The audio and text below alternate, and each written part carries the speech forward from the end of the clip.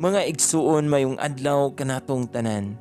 Karon adlaw no usab nga Biyernes, pitsa 31 sa bulan sa Marso sa tuig 2023. O karon aniya na kita sa ikalimang simana sa Kwaresma. Sa ngalan sa Amahan, sa Anak, o sa Espiritu Santo. Amen. Ang Ebanghelyo kinutlo gikan sa basahon sumala ni San Juan. Kapitulo 10, versikulo 31 ngadto sa 42.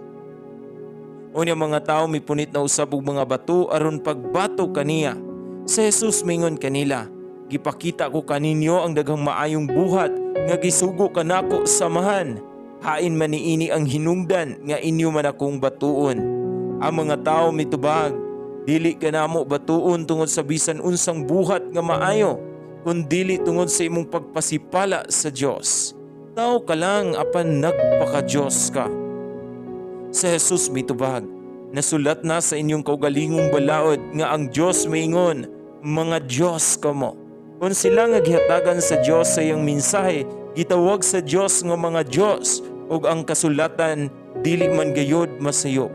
Nganong moingon man kamo nga ako nga gipili samahan o gipadala nganhi sa kalibutan nagpasipala sa Dios sa akong pag-ingon nga ako mao ang anak sa Dios. Busa ayaw kamo pagtuo kanako kung wala ako magbuhat sa mga buhat sa akong amahan. Apan kung nagbuhat ako ni ining mga butanga, tuuhin ninyo ang akong mga buhat. Bisan dili kamo motuo kanako, aron mahibalo kamo nga ang amahan ania kanako ug ako anaa samahan. Og dakpo na usab unta nila si Jesus, apan miikyas siya. Si Jesus mibalik pagtabok sa suba sa Jordan, sa dapit di namunyag si Juan, og nagpabilin siya didto.